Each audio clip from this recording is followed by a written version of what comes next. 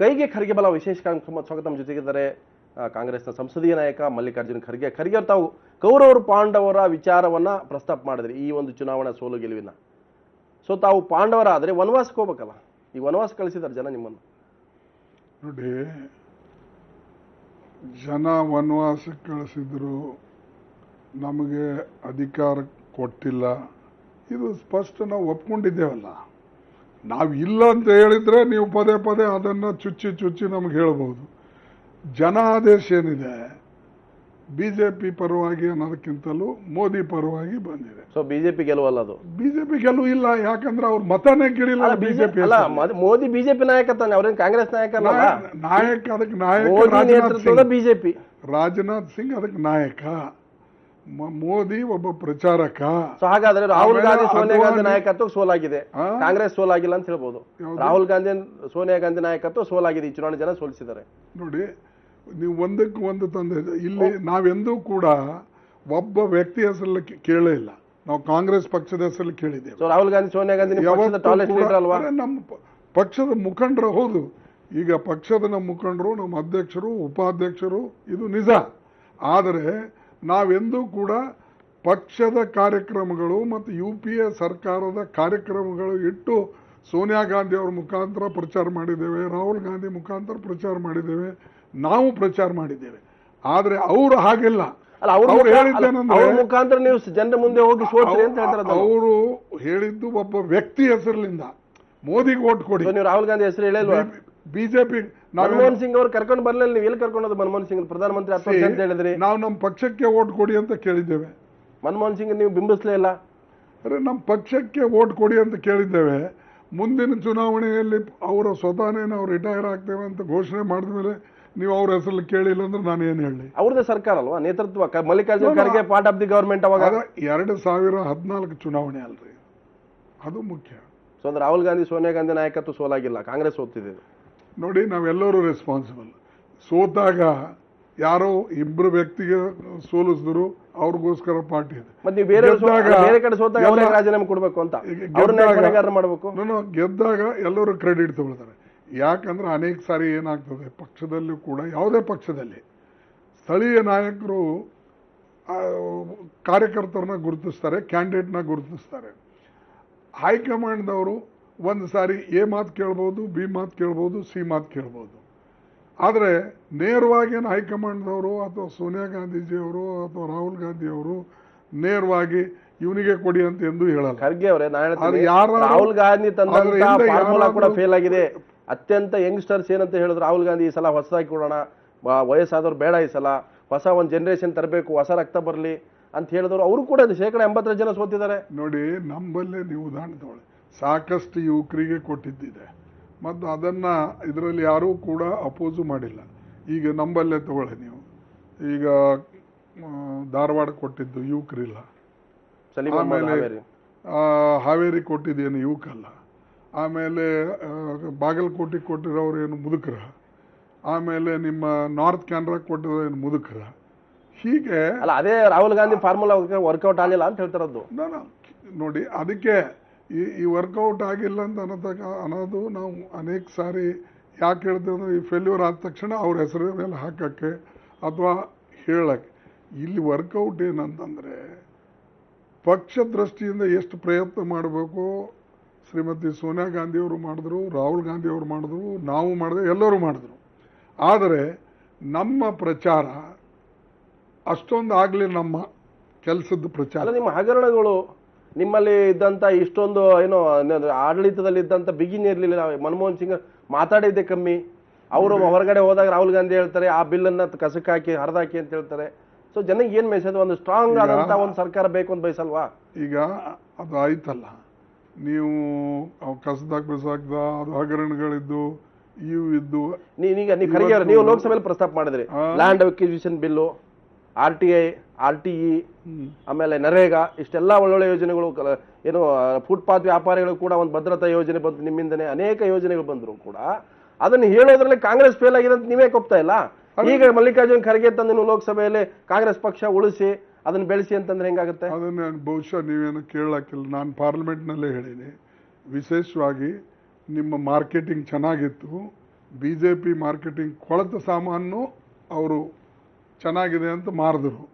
ಆಮೇಲೆ ನಿಮ್ ಒಳ್ಳೆ ಹಣ್ಣೆ ಮಾರಕ್ಕಾಗಿಲ್ಲ, ನಿಮ್ಗೆ ವ್ಯಾಪಾರ ಮಾಡಕ್ ಬರಲಿಲ್ಲ. ನಾವೇ ಹೇಳಿದೆವು ನಮ್ಮ ಮಾರ್ಕೆಟಿಂಗ್ ಸರಿಯಾಗಿಲ್ಲ ಅಂತೇಳಿ ನಾವು ಹಿಂದೆ ಬಿದ್ದೇವೆ. ನಿಮ್ಮ ಮಾರ್ಕೆಟಿಂಗು ನೀವು ನಿಮ್ಮ ಕ್ವಾಲಿಟಿ ಚೆನ್ನಾಗಿರಲಿಲ್ಲ, ಆದ್ರೂ ಕೂಡ ನೀವು ಮಾರ್ಕೆಟಿಂಗ್ ಚೆನ್ನಾಗಿ ಮಾಡಿಕೊಂಡು ಪ್ರಚಾರ ಚೆನ್ನಾಗಿ ಮಾಡಿಕೊಂಡು ಅಧಿಕಾರಕ್ಕೆ ಬಂದಿರಿ ಅಂತಕ್ಕಂಥ ಮಾತು ನಾನು ಬಹಿರಂಗವಾಗಿ ಲೋಕಸಭೆಯಲ್ಲೇ ಹೇಳಿದೆ. ಅದಕ್ಕೆ ಬೇರೆ ಕಡೆ ನರೇಂದ್ರ ಮೋದಿ ಕೂಡ ಹೇಳಿದ್ದಾರೆ, ಖರ್ಗೆ ಅವರು ಹೇಳಿದ್ರು ನಮ್ಮನ್ನು ನಾವು ಪಾಂಡವರು 5 ಜನ ಇದೆ ಅಂತಾನೆ ನಾವೇನು ಹೆದರಲ್ಲ, 100 ಜನ ಕೌರವರು ಕೂಡ ಸೋತಿದ್ದಾರೆ ಅಂತ ಹೇಳಿದ್ರಿ. ದುರ್ಯೋಧನ ಗೊತ್ತಿತ್ತು ಅವ್ರು ಏನು ಒಳ್ಳೇದು ಕೆಟ್ಟದ್ದು, ಆದ್ರೂ ಕೂಡ ನಾನು ಅದು ಮಾಡೇ ಮಾಡ್ತೀನಿ ಅಂತೇಳಿ ಕೆಟ್ಟದೇ ಮಾಡ್ತಾ ಬಂದ್ರು ಅಂತ ಹೇಳಿದ್ರು ಅವರು. ಈಗ ಅವರು ಇದು ಹೇಳಿದ್ರೆ ನಾನು ಅದೇ ಕೇಳಬೇಕಂದ್ರೆ ದುರ್ಯೋಧನ ನಂಬಲ್ಲಿದ್ದಾರ ಅವ್ರ ಬಲ್ಲಿದ್ದಾರಂತೆ. ಯಾಕೆಂದ್ರೆ ಭೀಷ್ಮಾಚಾರ್ಯ ಪಾಪ ಅದ್ವಾನಿ ಅಲ್ಲೇ ಇದ್ದಾರೆ.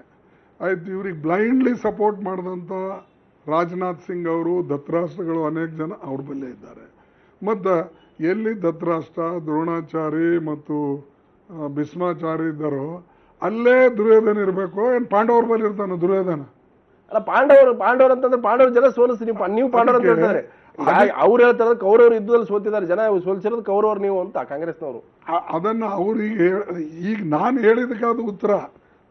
ನಾನೇನು ಹೇಳಿದೆ ಅದಕ್ಕೆ ಅವರು ಅದು ಹೇಳಿದ್ರು. ಬಟ್ ಅದಕ್ಕೆ ನನ್ನ ಇದು ಉತ್ತರ ಇದೆ. ಯಾಕಂದ್ರೆ ಅಲ್ಲಿ ಪ್ರೆಸಿಡೆಂಟಿಯಲ್ ಭಾಷಣದಲ್ಲಿ ಉತ್ತರಕ್ಕೆ ಪ್ರತಿ ಉತ್ತರ ಕೊಡ್ತಕ್ಕಂಥದ್ದು ಸರಿಯಾಗೋದಿಲ್ಲ ಅಂತಕ್ಕಂಥ ದೃಷ್ಟಿಯಿಂದ. ಆದರೆ ನನ್ನ ಉತ್ತರ ಈಗ ನಿಮಗಿದೆ. ಯಾವಾಗಲೂ ಕೂಡ ಕೌರವ ಕಡೆನೇ ಇದ್ರು ದ್ರೋಣಾಚಾರ್ಯ ಅವರು, ಭೀಷ್ಮಾಚಾರ್ಯ ಅವರು. ಆಮೇಲೆ ನಿಮ್ಮ ಧೃತರಾಷ್ಟ್ರ ಅಂತೂ ಸಂಪೂರ್ಣ ಆಶೀರ್ವಾದ ಅವರಿಗೆ ಮಾಡಿದರು. ಇಷ್ಟು ಮಾಡಿದ್ರೂ ಕೂಡ ಅವ್ರ ಬಲ್ಲೇ ಇದು ದುರ್ಯೋಧನ ಹುಟ್ಟಬೇಕೆ ಹೊರತಾಗಿ ಪಾಂಡವರ ಹತ್ರ. ಪಾಂಡವರಲ್ಲಿ ಖರ್ಗೆ ಅವರೇನು ಏನು ಧರ್ಮರಾಯನ ಅಥವಾ ಭೀಮನ? ಟೈಮ್ ತೋರಿಸ್ತದ, ಭೀಮನೋ ಅರ್ಜುನೋ ಯುಧಿಷ್ಠರೋ ನೋಡೋಣ. ಸೊ ಖರ್ಗೆ ಅವರು ಒಂದು ಬಹಳ ಚರ್ಚೆ ಆಗಿರ್ತಕ್ಕಂಥದ್ದು, ಈಗ ಲೋಕಸಭೆ ಪ್ರತಿಪಕ್ಷ ನಾಯಕ ಇನ್ನೂ ಅಧಿಕೃತವಾಗಿಲ್ಲ. ಸೊ ಆಗಬೇಕು ಅಂತ ಕೂಡ ನಾವು ಕನ್ನಡಿಗರಾಗಿ ಮತ್ತು ಕನ್ನಡ ಜನ ಕೂಡ ಬಯಸ್ತಾ ಇದ್ದಾರೆ. ಸೊ ಒಂದ್ಸಲ ಚುನಾವಣೆ ಗೆದ್ದ ಮೇಲೆ ಪಕ್ಷ ಬರೋದಿಲ್ಲ, ಇಡೀ ಸದನ ಅಂತ ಬರುತ್ತೆ. ನೀವು ಸರ್ಕಾರ ತಪ್ಪು ಅದನ್ನ ಮಿಸ್ಟೇಕ್ಸ್ಗಳನ್ನು ಫೇಲ್ಯೂರ್ಸ್ಗಳನ್ನ ಎತ್ತು ತೋರಿಸುವಂಥ ಜವಾಬ್ದಾರಿ. ಸೊ 2 ಚಕ್ರ ಇದ್ದಂಗೆ, ಒಂದು ಗಾಲಿ 2 ಚಕ್ರ, ಪ್ರತಿ opposition leader and prime minister. So prime minister ಈಗ ಹೇಳ್ತಾ ಇದ್ದಾರೆ ನಾವು ಗೆದ್ದಾಗ ನಮಗೆ ಅಪೋಸಿಷನ್ ಕೂಡ ಇಲ್ಲದೇ ಇರೋಷ್ಟು ಜನ ಮ್ಯಾಂಡೇಟ್ ಕೊಟ್ಟಿದ್ದಾರೆ, ಅವ್ರಿಗೆ ಅಪೋಸಿಷನ್ ಯಾಕೆ ಕೊಡಬೇಕು ಅನ್ನೋಂಥ ಕೂಡ ಚರ್ಚೆ ಇದೆ ಈಗಲೂ ಕೂಡ. ಸೊ JDU ಕೂಡ ಖರ್ಗೆ ಅವ್ರಿಗೆ ಅಪೋಸಿಷನ್ ಕೊಡಿ ಅಂತ ಅಫಿಷಿಯಲ್ ಆಗಿ ಸಪೋರ್ಟ್ ಮಾಡ್ತಾ ಇದ್ದಾರೆ. ಸೊ ನೀವು ಅಪೋಸಿಷನ್ ಲೀಡರ್ ಕ್ಲೇಮ್ ಮಾಡಿದೆ ಅವಾಗ? ನೋಡಿ, ನಾನು ಅಪೋಸಿಷನ್ ಲೀಡರ್ ಕೊಡಿ ಅಂತ ಹೇಳಿ ಭಿಕ್ಷೆ ಕೇಳಕ್ಕೆ ಯಾರ ಹತ್ರ ಹೋಗಲ್ಲ. ರೂಲ್ಸ್ ಪರ್ಮಿಟ್ ಮಾಡಿದ್ರೆ, ಗೈಡ್ಲೈನ್ಸ್ ಇದ್ದರೆ ಅವರು ಕೊಡಲಿ. ಈಗ ಸದ್ಯದ ಪರಿಸ್ಥಿತಿಯಲ್ಲಿ ರೂಲ್ಸ್ ಆಫ್ ಪ್ರೊಸೀಜರ್ನಲ್ಲಿ ಏನಿದೆ ಅಂದರೆ, ಯಾವುದೇ ಒಂದು ನಿರ್ಣಯವನ್ನು ತೆಗೆದುಕೊಳ್ಬೇಕು ಎತ್ತರ ಮಟ್ಟದಂಥ ಅಥವಾ ಮೇಲ್ಮಟ್ಟದ ನಿರ್ಣಯಗಳಾಗಬೇಕಾದ್ರೆ ಅದು CVC ಇರ್ಬೋದು, CBIದು ಇರ್ಬೋದು, ಲೋಕಪಾಲ್ದು ಇರ್ಬೋದು. ಇಂಥ ಬಿಲ್ಗಳು, ಇಂಥದ ಆ್ಯಕ್ಟಿನ ಅಡಿಯಲ್ಲಿ ಏನು ಅಪಾಯಿಂಟ್ಮೆಂಟ್ಸ್ ಆಗ್ತಾವೋ ಅದಕ್ಕೆ ವಿರೋಧ ಪಕ್ಷದ ನಾಯಕರ ಜೊತೆಯಲ್ಲಿ ಚರ್ಚೆ ಮಾಡಿ ಅವರಿಗೆ ಅವ್ರ ಕನ್ಸೆಂಟನ್ನು ತೆಗೆದುಕೊಂಡು ಮಾಡಬೇಕು ಅಂತಕ್ಕಂಥ ಆ್ಯಕ್ಟ್ ಇದೆ. ಈಗ ಅದನ್ನು ಓವರ್ಕಮ್ ಮಾಡಬೇಕಾದ್ರೆ ಹೇಗೆ ಮಾಡ್ತಾರೆ? ಏನು ಆ್ಯಕ್ಟ್ ಬದಲಾವಣೆ ಮಾಡ್ತಾರೋ ಅಥವಾ ಮಾನ್ಯತೆ ಕೊಡ್ತಾರೋ ಅದು ಅವ್ರಿಗೆ ಬಿಟ್ಟಂಥ ವಿಚಾರ. ನಾವು ಸಣ್ಣ ಪುಟ್ಟ ವಿಚಾರದಲ್ಲಿ ನೀವು ನಮ್ಗೆ ಅಪೋಸಿಷನ್ ಪಾರ್ಟಿ ಮಾನ್ಯತೆ ಕೊಡಿ ಕೇಳಲ್ಲ, ಭಿಕ್ಷೆ ಬೇಡಲ್ಲ. ಏನು ಭಿಕ್ಷೆ ಬೇಡ, ಅದಕ್ಕೆ ನಾವು ಪತ್ರ ಬರೆದಿದ್ದೀವಿ. ರೂಲ್ಸ್ ಪ್ರಕಾರ ಹಿಂಗೆ ಬರ್ತದೆ ಕೊಡಿ ಅಂತ ಹೇಳಿ ಶ್ರೀಮತಿ ಸೋನಿಯಾ ಗಾಂಧೀಜಿಯವರು ಬರೆದಿದ್ದಾರೆ. ಅವ್ರು AIADMK ಮಾಡ್ಬೋದಪ್ಪ, ನಾಳೆ AIADMK ಅವರು ಇವರಿಗೆ ಸಿಂಗಲ್ ಲಾರ್ಜೆಸ್ಟ್ ಪಾರ್ಟಿ ಮಾಡ್ಬೇಕಂತೇನಿಲ್ಲ. ನಿಮ್ಮ ನಾಯಕರು ನೀವು ಕೂಡ ಕೇಳ್ತಾ ಇದ್ರಿ, ಸಿಂಗಲ್ ಲಾರ್ಜೆಸ್ಟ್ ಪಾರ್ಟಿ ನಮ್ಮ 44 ಮೆಂಬರ್ ಇದೀವಿ, ನಮ್ಗೆ ಕೊಡಿ ಅನ್ನುವಂಥದ್ದು. ಸೊ 10% ಮೆಂಬರ್ಸ್ ಗೆಲ್ಬೇಕಂತ ರೂಲ್ಸು ಕೂಡ ಇದೆ. ಹಾಗಾದ್ರೆ ಖರ್ಗೆ ಅವ್ರ ಅಪೋಸಿಷನ್ ತಪ್ಪಿಸಿ ಬೇರೆಯವ್ರು ಕೊಡ್ಬೋದು, AIADMK ಕೊಡ್ಬೋದು, ಮತ್ತವ್ರಿಗೆ ಕೊಡ್ಬೋದು. ಇಲ್ಲ, ಒಂದು ರೂಲ್ಸ್ ಆಫ್ ಇದು ಒಂದು ಪ್ರೆಸಿಡೆಂಟ್ಗಳೇನಿವೆ ಅಂದರೆ, ಸಿಂಗಲ್ ಲಾರ್ಜೆಸ್ಟ್ ಪಾರ್ಟಿ ನಮಗೆ 44 ಇವೆ. ಅಥವಾ ಎಲೆಕ್ಷನ್ಗಿಂತ ಮುಂಚೆ ಅಲೈನ್ಸ್ ಮಾಡ್ಕೊಂಡಿದ್ರೆ ಅದು ಕೂಟ ಆಗುತ್ತೆ. UPA ನಮ್ಮ ಏನು ಮಿತ್ರಕೂಟ ಏನಿದೆ ಅವರು ಸಂಖ್ಯಾಬಲ ನೋಡಿದ್ರೆ ನಮಗೆ 58, 59 ಆಗ್ತವೆ. ಅದು ನೋಡಿದ್ರು ಕೂಡ ನಮಗೆ ಸಿಗಬೇಕು. ಇಲ್ಲ ಅಂದ್ರೆ ವಿಳಂಬ ಮಾಡ್ತಾ ಇದ್ದಾರೆ, ಕೊಡಬಾರ್ದು ಅಂತಿದೆ ಬಿಜೆಪಿ ಮನಸ್ಸಲ್ಲಿ, ಸರ್ಕಾರದಲ್ಲಿ. ಅದು ಏನಿದೆ ಅವ್ರಿಗೆ ಬಿಟ್ಟಂಥದ್ದು. ಯಾಕಂದ್ರೆ ಸ್ಪೀಕರ್ಗೆ ಅಧಿಕಾರ ಇದೆ. ಸ್ಪೀಕರ್ ಅಧಿಕಾರಕ್ಕೆ ನಾವು ತಲೆ ಬಾಗ್ತೇವೆ. ಮತ್ತು ಸ್ಪೀಕರ್ ಕೊಟ್ಟಿಲ್ಲ ಅಂತ ಹೇಳಿ ನಮಗೇನು ಅಲ್ಲ, ಸ್ಪೀಕರ್ ಮನವೊಲಿಸುವ ಕೆಲಸ ಕೂಡ ಇರುತ್ತಲ್ಲ ಅಪೋಸಿಷನ್ ಬೆಂಚದು. ಇಂಥವಕ್ಕೆಲ್ಲ ನೋಡಿ ಅವ್ರ ಮನವೊಲಿಸಿ ಅದು ಒಲಿಸಿ ತಗೊಳ್ತಕ್ಕಂಥದ್ದು ಸರಿಯಲ್ಲ. ಅವರಿಗೆ ಕಾನೂನಿನಲ್ಲಿ ನಂಬಿಕೆ ಇದ್ದರೆ, ಸಂವಿಧಾನದ ಬದ್ಧತೆ ಇದ್ದರೆ ಇದನ್ನ ರಿಕಗ್ನೈಸ್ ಮಾಡಿ. ಅವ್ರು ನಿಮ್ಗೆ ಹಿಂದೆ ಹೋಗ್ತಾ ಇದಾರೆ, ಎಮರ್ಜೆನ್ಸಿ ಪೀರಿಯಡ್ ಹೋಗ್ತಾ ಇದ್ದಾರೆ ಬಿಜೆಪಿ ಅವರು. ಅವ್ರು ಹಿಂದೆ ಏನ್ ಮಾಡಿದ್ರು ತೆನ್ಸ್ಕೊಳ್ಳಿ ಕಾಂಗ್ರೆಸ್ನವರು. ಈಗ ಕೇಳ್ತಾ ಇದ್ದಾರೆ ನಮ್ಗೆ ಅಪೋಸಿಷನ್ ಕೊಡಿ ಅಂತೇಳಿ ನಿಮ್ಮ ನಾಯಕರು. ನೋಡಿ, ನಾವು ಕಾನೂನು ಪ್ರಕಾರ ಬಂದ್ರೆ ಕೊಡಿ ಅಂತ ಕೇಳ್ತಾ ಇದ್ದೇವೆ. ಎಮರ್ಜೆನ್ಸಿ ಅದು ಇದು ಇದರಲ್ಲಿ ಬರಲ್ಲ, ಆ ಪ್ರಶ್ನೆನೇ ಉದ್ಭವಿಸೋದಿಲ್ಲ. ನಾವು ಅದಕ್ಕೆ ಅವರಿಗೂ ಹೇಳ್ದೇವಲ್ಲ, ನೀವಂತೂ ಬರೀ ಇಬ್ಬರೇ ಇದ್ರಿ, ಒಬ್ಬ ಪ್ರಪೋಸರ್ ಒಬ್ಬ ಸೆಕೆಂಡರ್ ಇದ್ದಂಗೆ. ಮೂರನೇದವ ಮತ್ತೆ ಯಾರು ಸೆಕೆಂಡ್ ಮಾಡಕ್ಕಿಲ್ಲ. 18 ಹೇಳ್ತಾರೆ ನೀವು. ಅದಕ್ಕಾಗಿ ಇಂಥ ಪ್ರಸಂಗಗಳು ಪ್ರಜಾಪ್ರಭುತ್ವದಲ್ಲಿ ಬರ್ತವೆ. ಈ ಅನೇಕ ಸಾರಿ ಇಂಥ ಪ್ರಸಂಗಗಳು AIDMK DMKಗೂ ಕೂಡ ತಮಿಳುನಾಡದಲ್ಲೂ ಬಂದಿವೆ. ಅದಕ್ಕೆ ಪ್ರಜಾಪ್ರಭುತ್ವ ಒಂದು ಇನ್ಸ್ಟಿಟ್ಯೂಷನ್ಗೆ ಧಕ್ಕೆ ಆಗದೆ ರೀತಿಯಲ್ಲಿ ನಾವೆಲ್ಲರೂ ನಡ್ಕೊಳ್ತಕ್ಕಂಥದ್ದು ನಮ್ಮ ಜವಾಬ್ದಾರಿ ಇದೆ. ಆ ಕೆಲಸನ ಅವರು ಮಾಡಬೇಕು. ಈಗ ನಾವು ಆಗಿದ್ದೇವೆ ಅಂಥೇಳಿ ಎಲ್ಲ ಕಾನೂನುಗಳು, ಎಲ್ಲ ಹಿಂದಿನ ಪ್ರೆಸಿಡೆಂಟ್ಸ್ಗಳು ಅವೆಲ್ಲನೂ ಕೂಡ ಮರಿಮಾಚಿ ನಮ್ಮ ನಡೆದಿದೆ ನಾವು ನಡೆಸೋಣ ಅಂತಂದರೆ ಅವ್ರ ಇಚ್ಛೆ. ಅದಕ್ಕೆ ನೀವು ಕೌರವ ಪಾಂಡವರ ಕಥೆ ಹೇಳಿರೋದು. ನಾನು ಕೌರವ ಪಾಂಡವರ ಕಥೆ ಹೇಳಿದ್ರೆ ಪದೇ ಪದೇ ನಮ್ಗೆ ಹೇಳಿದ್ರು, ನೀವು 129 ವರ್ಷದ ಪಕ್ಷ ನಿಮ್ಮದು, ನೋಡಿ 44 ಬಂದಿದೆ. ನೀವು ಇಷ್ಟು ವರ್ಷ ಆಳಿದ್ರಿ, ನೋಡಿ 44 ಬಂದಿದೆ. ಮಾತಾಡೋ ಶೈಲಿ ಒಂದೊಂದ್ಸಲ ಹಂಗಿರುತ್ತಪ್ಪ. ಅದಕ್ಕೆ ನಾನು ಹೇಳಿದ್ದು, ಅಹಂಕಾರದ ಮಾತಾಡಬೇಡಿ, ದುರಹಂಕಾರ ಬರಬಾರ್ದು ನಿಮಗೆ. ನೀವು ಒಂದು ಕಾಲಕ್ಕೆ ಬರೀ ಇಬ್ಬರೇ ಇದ್ರಿ, 2ರಿಂದ 200 ಆದ್ರಿ, ನೀವು 300ಕ್ಕೆ ಬಂದಿದ್ದಾರೆ. ಅದು 300 ಆದ್ರಿ 2ರಿಂದ ಈಗ. ಆದರೆ ನಾವು 44ರಿಂದ ಒಂದು ಕಾಲದಲ್ಲಿ ನಾವು 400 ಇದ್ದೇವೆ. 440 ಈಗ ಪುನಃ ನಾವು 440 ಆಗಕ್ಕೆ ಸಾಧ್ಯ ಇದೆ. 44 ಬಂದಿರೋ ಅನ್ನೋದು ಕೂಡ ವಾಸ್ತವ ಅಲ್ವಾ? ಅದಕ್ಕಾಗಿ ನಾನು ಅದಕ್ಕೆ ಹೇಳ್ತಾ ಇದ್ದೀನಲ್ಲ, 44ರಿಂದ 440 ಆಗ್ಬೋದು ನಾವು. ಅದಕ್ಕೆ ನೀವು ದುರಂಕಾರದ ಮಾತಾಡಕ್ಕೆ ಹೋಗಬೇಡಿ. ನಾವು 5 ಜನ ಪಾಂಡವರಿದ್ದಂಗೆ ಇದ್ದೇವೆ.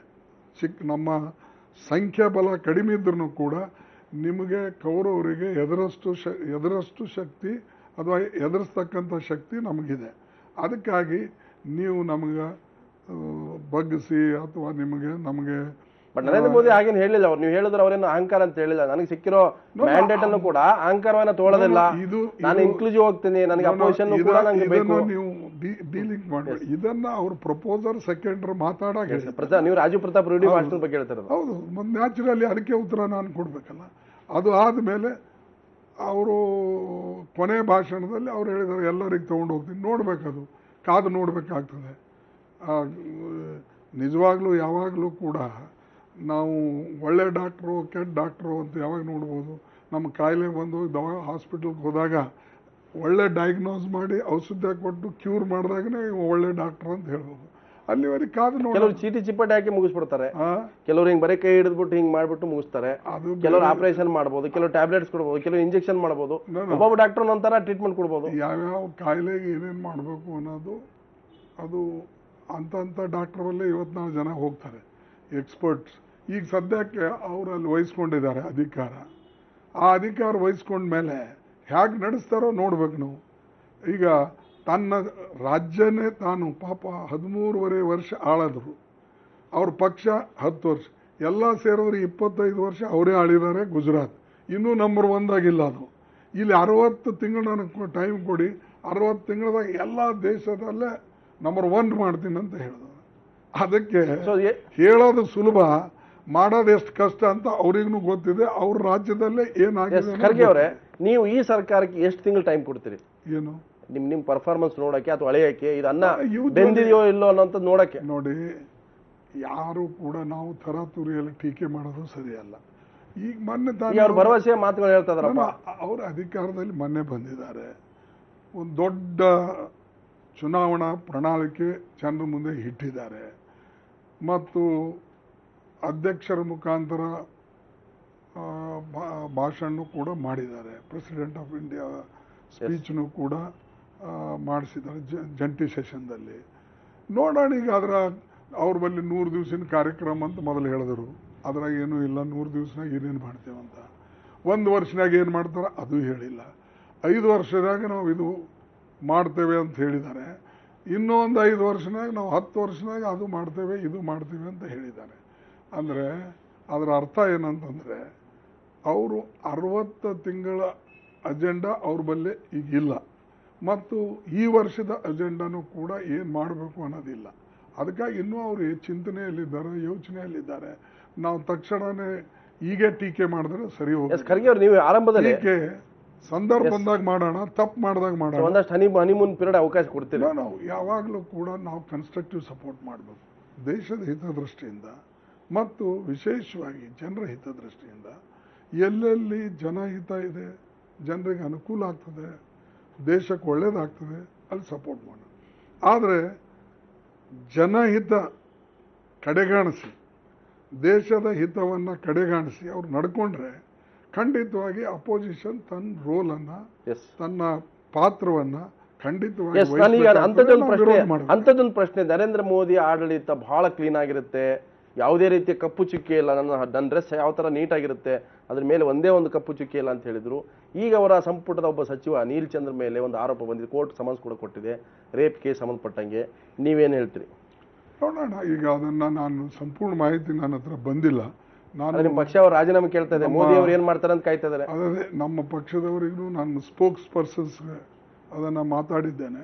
ಅದು ಡೀಟೇಲ್ ನನಗೆ ಬಂದ ಮೇಲೆ ನಾನು ಅಥೆಂಟಿಕ್ವಾಗಿ ಅದ್ರ ಬಗ್ಗೆ ಹೇಳ್ತೇನೆ. ಈಗಾಗಲೇ ನಮ್ಮ ಪಾರ್ಟಿದವರು ಅದ್ರ ಮೇಲೆ ರಿಯಾಕ್ಟ್ ಮಾಡಿದ್ದಾರೆ. ಸೊ ನಿಮಗೆ ಇದೊಂದು ಅಸ್ತ್ರ ಅಂತೀರಾ ಆರಂಭದಲ್ಲಿ? ಇದೊಂದು ನೋಡಿ, ಇಂಥ ಇವೆಲ್ಲ ಬರ್ತಾವೆ, ಒಂದೊಂದಾಗಿ ಬರ್ತಾವೆ. ಕಾದು ನೋಡಿ ಆತುರದಲ್ಲೇ ಎಲ್ಲನೂ ಕೂಡ ನಾವು ಹೇಳಿ ಬಿಡಲ್ಲ. ಒಂದೊಂದಾಗಿ ಒಂದೊಂದು ಬಾಣ ಬಿಟ್ಕೋತ ಹೋಗ್ಬೇಕು. ಅವ್ರು ಒಂದೊಂದು ತಪ್ಪು ಮಾಡ್ಕೋತ ಹೋಗಲಿ. ಅಕ್ಯುಮುಲೇಟೆಡ್ ತಪ್ಪುಗಳು ಬಂದಾಗ ಅದನ್ನು ನೋಡೋಣ. ತಕ್ಷಣನೇ ನಾವು ಮಾತಾಡಿದ್ರೆ ನೀವೇ ಅಂತೀರಿ, ಬಂದು ನೋಡಪ್ಪ ಅವ್ರು 10 ವರ್ಷ ಆಡಳಿತ ಮಾಡಿದ್ರು, ಅವಾಗ ಆಮೇಲೆ ಈಗ ಪಾಪ ಇನ್ನೂ ಮೊನ್ನೆ ಬಂದಿದ್ದಾರೆ, ಈಗ ತಾನೇ ಅವ್ರ ಮೇಲೆ ಬಿದ್ದಾರೆ ಅಂತ ಹೇಳ್ಬೋದು. ಕೋರ್ಟ್ದಿದ್ರೆ ನ್ಯಾಚುರಲಿ ಕೋರ್ಟ್ ತೆಗೆದುಕೊಳ್ತದೆ. ನಮ್ಮ ಪಕ್ಷದವರು ಕೂಡ ರಿಯಾಕ್ಟ್ ಮಾಡಿದ್ದಾರೆ. ನೀವೇನು ಹೇಳ್ತೀರಿ? ಇಂಥ ಒಂದು ಆರೋಪ ಸಂಬಂಧಪಟ್ಟಂಗೆ ಸಮನ್ಸ್ ಬಂದಿದೆ, ಅವ್ರು ಮಂತ್ರಿಯಾಗಿ ಮುಂದುವರಿ. ನಮ್ಮ ಪಕ್ಷ ಹೇಳಿದ್ರೆ ನಾನು ಹೇಳ್ದಂಗೆ. ಸೊ ಅವ್ರು ಮಂತ್ರಿಯಾಗಿ ಮುಂದುವರಿಬಾರ್ದು.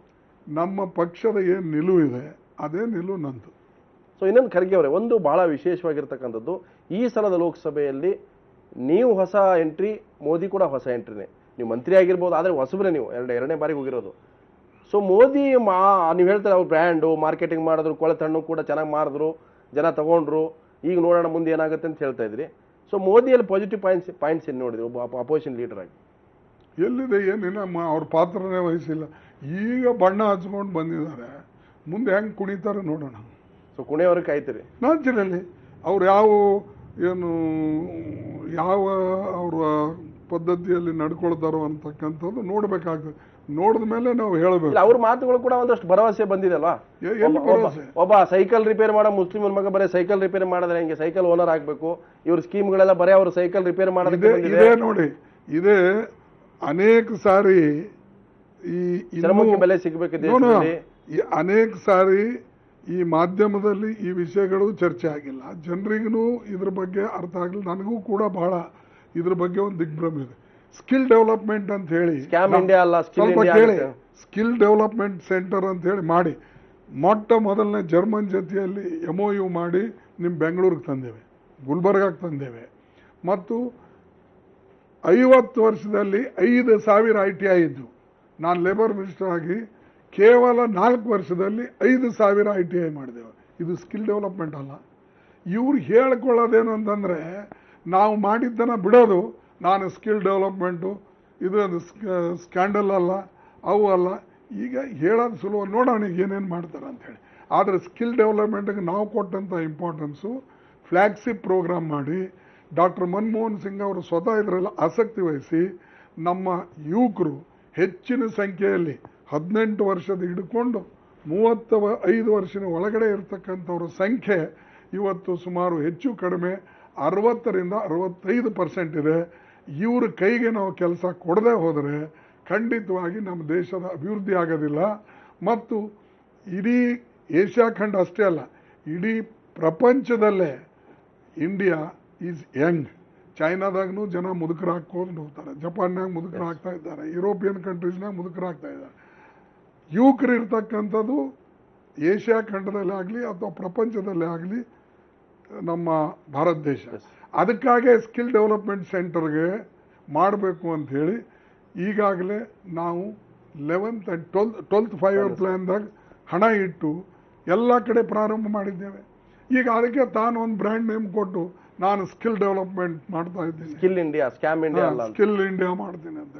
ಅಂದ್ರೆ ನಾವೆಲ್ಲ ಮಾಡಿದ್ದು ಸ್ಕಿಲ್ ಡೆವಲಪ್ಮೆಂಟ್ ಮಾಡಿದ ತಪ್ಪ ಅಲ್ಲ. ಸ್ಕ್ಯಾಮ್ ಇಂಡಿಯಾ ಹೊರಗಡೆ ಪ್ರಚಾರ ಬಂದಿದೆ. ಅದು ನೋಡಿ, ನಿಮ್ಮ ಈಗ ನಿಮ್ಮ ಚುನಾವಣೆಗೆ ಅದು ಪ್ರಚಾರ ಮಾಡ್ಕೊಂಡ್ರಿ, ಅಧಿಕಾರ ನಿಂಬಲ್ಲೇ ಅದಲ್ಲ, ಮಾಡ್ಕೊಂಡು ನಾಳೆ ಎಲ್ಲರಿಗೆ ಹ್ಯಾಂಗ್ ಮಾಡ್ಯಾರ ತಪ್ಪು ಮಾಡಿದ್ದಾರೆ. ಸೊ ಹ್ಯಾಂಗ್ ಮಾಡಿ ಅಂತೀರಿ? ಮಾಡಿ, ತಪ್ಪು ಮಾಡಿದ್ರೆ ನೋಡೋಣ. ಹೇಳೋದು ಸುಲಭ. ನಿಮ್ಮ AG ರಿಪೋರ್ಟ್ಗಳು ಇರ್ತವೆ, CAG ರಿಪೋರ್ಟ್ಗಳು ಇರ್ತವೆ. ಆ CAG ರಿಪೋರ್ಟ್ಗಳ ಮೇಲೆ ನೀವು ಏನೇನು ಕ್ರಮ ತಗೊಳ್ಬೇಕು. ಈಗಾಗಲೇ ಸುಪ್ರೀಂ ಕೋರ್ಟ್ನಲ್ಲಿ ಕೇಸಸ್ ನಡೆದಿವೆ. ಸುಪ್ರೀಂ ಕೋರ್ಟ್ ಏನು ನಿರ್ಣಯ ತಗೊಳ್ತದ ನೋಡೋಣ, ಏನು ಆದೇಶ ಕೊಡ್ತದ ನೋಡೋಣ. ಅದನ್ನ ಬಿಟ್ಟು ನೀವು ಪ್ರತಿಯೊಂದು ಕಡೆ ಕಾಂಗ್ರೆಸ್ಗೆ ಡಿಫೇಮ್ ಮಾಡೋಕ್ಕೆ ಅಥವಾ ಪ್ರತಿಯೊಂದು ಕಡೆ ಕಾಂಗ್ರೆಸ್ ಮೇಲೆ ಗೂಬಿ ಕೂಡ್ಸೋಕ್ಕೆ, ಅದಕ್ಕೆ ಅಪಪ್ರಚಾರ ಮಾಡಿ ಮಾಡಿ ಮಾಡಿ ಜನ ಗೋಬೆಲ್ಸ್ ಹೇಳ್ದಂಗೆ ಹಿಟ್ಲರ್ನ ಮಂತ್ರಿ ಇದ್ದಲ್ಲ, ಗೋಬೆಲ್ಸ್ ಆ ರೀತಿಯಾಗಿ ನೀವು ಪ್ರಚಾರ ಮಾಡಿಕೊಂಡು ಈಗ ಅಧಿಕಾರಕ್ಕೆ ಬಂದಿರಲ್ಲಪ್ಪ, ಪುನಃ ಅದನ್ನ ಹೇಳ್ಕೊಟ್ಟು ಹೋದ್ರೆ ಜನ ನಿಮ್ಗೆ ಕ್ಷಮಿಸ್ತಾರೆ. ರಾಜಕೀಯ ಚುನಾವಣಾ ಕೆಲಸ ಮಾಡಿ, ಚುನಾವಣಾ ಭಾಷಣ ಮಾಡಬೇಡ ಅಂತೀರಿ? ಹೌದು. ಬಾಯೋ ಬಯನೋ ಅನ್ಕೊಂಡು ಕುಂತ್ರು ಆಗಲ್ಲ. ಅದು ಎಲ್ಲಿ ಪಾರ್ಲಿಮೆಂಟ್ ಅಲ್ಲಿ ಬಾಯೋ ಬಯನೋ ಅಂದ್ರ ಅಲ್ಲಲ್ಲ, ನೀವು ಕೇಳಿರ್ಬೇಕು. ಅಲ್ಲ, ಈಗಲೂ ನಾನು ಹೇಳೋದಿಷ್ಟೇ, ಚುನಾವಣಾ ಭಾಷಣ ಮಾಡ್ಕೊಂಡು ಬಾಯೋ ಬಯನೋ ಅಂತಂದ್ರೆ ನಡೆಯಲ್ಲ. ಈಗ ನಾವು ಮಾಡ್ತಾ ಇರ್ತಕ್ಕಂಥದ್ದು ಕೆಲಸ ಕನ್ಸ್ಟ್ರಕ್ಟಿವ್ ವರ್ಕ್ ಮಾಡಬೇಕು. ಚಪ್ಪಾಳೆ ತಟ್ಟಿದ್ರೆ ಕನ್ಸ್ಟ್ರಕ್ಟಿವ್ ವರ್ಕ್ ಆಗುತ್ತೆ. ಏನು ಆಶ್ವಾಸನೆ ಕೊಟ್ಟಿದ್ದೇವೆ ಅದನ್ನು ಈಡೇರಿಸಬೇಕು. ಎಲ್ಲೆಲ್ಲಿ ನಮ್ಮಿಂದ ಕನ್ಸ್ಟ್ರಕ್ಟಿವ್ ಸಪೋರ್ಟ್ ಬೇಕು ಅದನ್ನು ಕೊಡ್ತೇವೆ ಅಂತಕ್ಕಂಥದ್ದು ನಾವು ಹೇಳಿದ್ದೇವೆ. ಅದಕ್ಕೆ ನಾವು ಬದ್ಧರಾಗಿದ್ದೇವೆ. ಎಲ್ಲಿ ತಪ್ಪು ದಾರಿ ಹಿಡಿದರೆ ಖಂಡಿತವಾಗಿ ಪ್ರಜಾಪ್ರಭುತ್ವದಲ್ಲಿ ವಿರೋಧ ಪಕ್ಷದವರು ಆ ಪಾತ್ರವನ್ನು ವಹಿಸಿ ಅವರಿಗೆ ಸರಿಯಾದ ಮಾರ್ಗ ಜನರ ಹಿತದೃಷ್ಟಿಯಿಂದ ನಾವು ಮಾಡ್ತೀವಿ. ಒಂದು ರೂಲಿಂಗ್ ಪಾರ್ಟಿ ಯಾವತ್ತೂ ಕೂಡ ಕನ್ಸ್ಟ್ರಕ್ಟಿವ್ ಅಪೋಸಿಷನ್ ಅನ್ನು ಬಯಸೋದಿಲ್ಲ. ಅವ್ರ ಮಧ್ಯೆ ಒಂದು ಡಿವಿಷನ್ ಮಾಡುವಂತ ಒಂದು ಸ್ಟ್ರಾಟಜಿ ಇರುತ್ತೆ. ಸೊ ನೀವು ಆ ಕನ್ಸ್ಟ್ರಕ್ಟಿವ್ ಅಪೋಸಿಷನ್ ಗ್ರೂಪ್ ಮಾಡ್ಲಿಕ್ಕೆ ಒಂದ್ ವೇಳೆ ನಿಮ್ಗೆ ಅಪೋಸಿಷನ್ ಮಾನ್ಯತೆ ಕೊಡದೆ ಹೋದ್ರೆ, you are the single largest opposition party, being a ಒಂದು ಸಿಂಗಲ್ ಲಾರ್ಜೆಸ್ಟ್ ಪಾರ್ಟಿಯ ಲೀಡರ್, ನೀವು ಅದನ್ನ ಕನ್ಸ್ಟ್ರಕ್ಟಿವ್ ಗ್ರೂಪ್ ಮಾಡ್ತೀರಾ ಅಂತ ಎಲ್ಲ ಪಾರ್ಟಿಗಳನ್ನ ಸೇರಿಸಿ? ನೋಡಿ, ಒಳ್ಳೆ ಕೆಲಸಕ್ಕಾಗಿ ನಾವೆಲ್ಲರೂ ಕೂಡೇ ಮಾಡಬೇಕಾಗ್ತದೆ.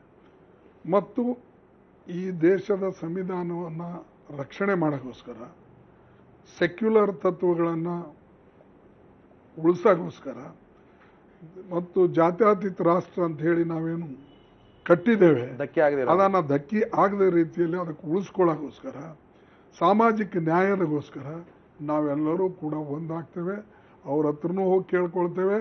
ಇಂಥ ಸಮಸ್ಯೆಗಳಿಗೆ, ಇಂಥ ಸಮಸ್ಯೆಯನ್ನು ನಿವಾರಣೆ ಮಾಡೋಕ್ಕೆ ನಾವು ಒಂದಾಗೋಣ, ದೇಶ ದೃಷ್ಟಿಯಿಂದ, ಸಮಾಜ ದೃಷ್ಟಿಯಿಂದ ಮತ್ತು ಸಂವಿಧಾನದ ರಕ್ಷಣೆಗೋಸ್ಕರ ಅಂಥೇಳಿ ಖಂಡಿತವಾಗಿ ನಾವೆಲ್ಲರಿಗೂ ಕೂಡ. ಒಂದು ಎರಡು ರಾಜಕೀಯ ಪ್ರಶ್ನೆಗಳಿದ್ದಾವೆ. ಕರ್ನಾಟಕಕ್ಕೆ ನೀವು ಈಗ ವಾಪಸ್ ಆಗಲ್ಲ ಅಂತ ಭರವಸೆ ಕೂಡ ಅವ್ರು ಸಿಕ್ಕಿದೆ. ಹಿಂದೆ ನಾನು ನೀವು ಚರ್ಚೆಯಲ್ಲಿ ಮಾಡೋದು, ಹಿಂದೆ ಡೆಲ್ಲಿಯಲ್ಲಿ ಮಾತಾಡೋದು ಕೂಡ ಹೇಳಿದ್ರಿ, ಅದು ತಪ್ಪು ಪ್ರಚಾರ ಆಗಬಾರ್ದು, ಖರ್ಗೆ ಅವರು ಕರ್ನಾಟಕ ಬರ್ತಾರೆ ಅಂತ ಆ ಥರದ್ದು ಯಾವುದಿಲ್ಲ ಅನ್ನೋದು. ಸೊ SM ಕೃಷ್ಣ ಅವರು ಈಗ ರಾಜ್ಯಸಭೆ ಟಿಕೆಟ್ ಭಾಳ ನಿರೀಕ್ಷೆಯಲ್ಲಿದ್ದರು. ಏನಾದರೂ ರಾಹುಲ್ ಗಾಂಧಿ ಅವರು ಅಡ್ವಾನಿ ಫಾರ್ಮುಲಾ ಏನು ಅಪ್ಲೈ ಮಾಡಿದ್ರ ಅಂತ? ನೋಡಿ, ಅವೆಲ್ಲ ನನಗೆ ಗೊತ್ತಿಲ್ಲ. ಯಾಕಂದರೆ ನಾನು ಅದರಲ್ಲಿ ಪಾರ್ಲಿಮೆಂಟ್ರಿ ಬೋರ್ಡ್ನಾಗೂ ಇಲ್ಲ, ಎಲೆಕ್ಷನ್ ಕಮಿಟಿಯಲ್ಲೂ ಇಲ್ಲ, ಅಥವಾ ನಮ್ಮ ಮುಖ್ಯಮಂತ್ರಿಗಳು ಮತ್ತು KPCC ಅಧ್ಯಕ್ಷರು, ಇನ್ಚಾರ್ಜ್ ಜನರಲ್ ಸೆಕ್ರೆಟರಿಗಳು ಇವರೆಲ್ಲರೂ ಕೂಡ ನಿರ್ಣಯ ಮಾಡ್ತಾರೆ. ಇದು ಅವ್ರಿಗೆ ಬಿಟ್ಟಂಥ ವಿಚಾರ, ಹೈಕಮಾಂಡ್ಗೆ ಬಿಟ್ಟಂಥದ್ದು. ನಾನು ಅದರಲ್ಲಿ ಯಾವ ನಮಗೆ ಮಾಹಿತಿನೂ ಇಲ್ಲ, ಅದ್ರ ಬಗ್ಗೆ ನಾ ಹೇಳಕ್ಕೂ ಅಲ್ಲ. ಒಂದು ಗೌರವದಿಂದ ಅವ್ರಿಗೆ ಕಳಿಸ್ಬೋದಿತ್ತು ಅಂತ, ನಾನು ಟಿಕೆಟ್ ಕೊಡಕ್ಕಾಗಲ್ಲ ಅಂತ ಹೇಳ್ಬೋದಿತ್ತು ಹೈಕಮಾಂಡ್ ಅಂತ ಒಂದು ಮಾತು. ಅವರು ಅದೃಷ್ಟದ ಎಲ್ಲ ಪಡ್ಕೊಂಡಿದ್ದಾರೆ. ಅವರಿಗೆ ಗೌರವನೂ ಇದೆ, ಬರೀ ಟಿಕೆಟ್ಲಿಂದನೇ ಗೌರವ ಸಿಗ್ತದೆ ಅಂತಲ್ಲ. ಅವ್ರಿಗೆ ಯಾವಾಗಲೂ ಕೂಡ ಕಾಂಗ್ರೆಸ್ ಪಾರ್ಟಿ ಗೌರವದಿಂದ ನೋಡಿದೆ. ನಾನೂ ಕೂಡ ಇವತ್ತು ಒಬ್ಬ ಕಾಂಗ್ರೆಸ್ ಪಕ್ಷದ ನಾಯಕನಾಗಿ, ಫ್ಲೋರ್ ಲೀಡರ್ ಆಗಿ ನನಗೂ ಕೂಡ ಅಷ್ಟೇ ಗೌರವ ಇದೆ ಅವ್ರ ಬಗ್ಗೆ.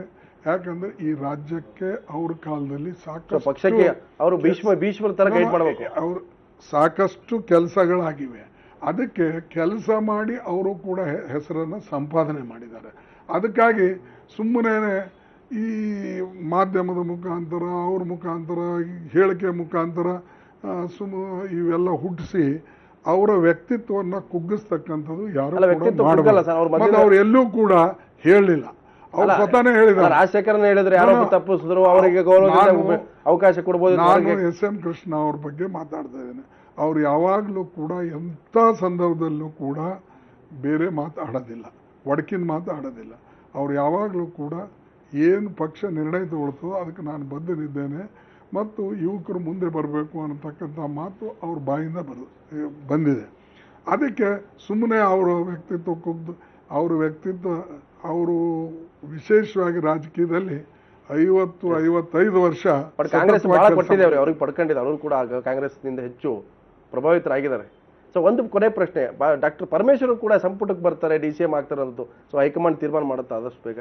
ಅದು ಹೈಕಮಾಂಡ್ ಬಿಟ್ಟಂಥದ್ದು ಮತ್ತು ಮುಖ್ಯಮಂತ್ರಿಗಳು, ಅಧ್ಯಕ್ಷರು, ಹೈಕಮಾಂಡ್ದವರು ತೀರ್ಮಾನ ತಗೊಳ್ತಾರೆ. ಅದ್ರಾಗಿನ ರಾಜ್ಯದ ರಾಜಕೀಯದಲ್ಲಿ ನಮ್ದೇನು ಪಾತ್ರ ಇರೋದಿಲ್ಲ. ಅವ್ರು ಏನ್ ಮಾಡ್ತಾರೋ ಹೈಕಮಾಂಡ್ದವರು ಅದಕ್ಕೆ ಒಪ್ಪಿಗೆ. ಸೊ ನೀವು ಸಪೋರ್ಟ್ ಮಾಡೋದಷ್ಟೇ, ನೀವೇನು ಇದ್ರಾಗೆ ಕರ್ನಾಟಕದ ಒಳಗೆ ತಲೆ ಕೆಡಿಸ್ಕೊಳ್ಳೋದು? ಕರ್ನಾಟಕ ನನಗೆ ಅಲ್ಲಿ ನೀವು ಕೂಡಿಸಿ ಇಲ್ಲಿ ಹಿಂದೆ ನೋಡಂದ್ರೆ ಹೆಂಗಪ್ಪ, ನಾವು ಮುಂದೆ ನೋಡ್ಬೇಕು.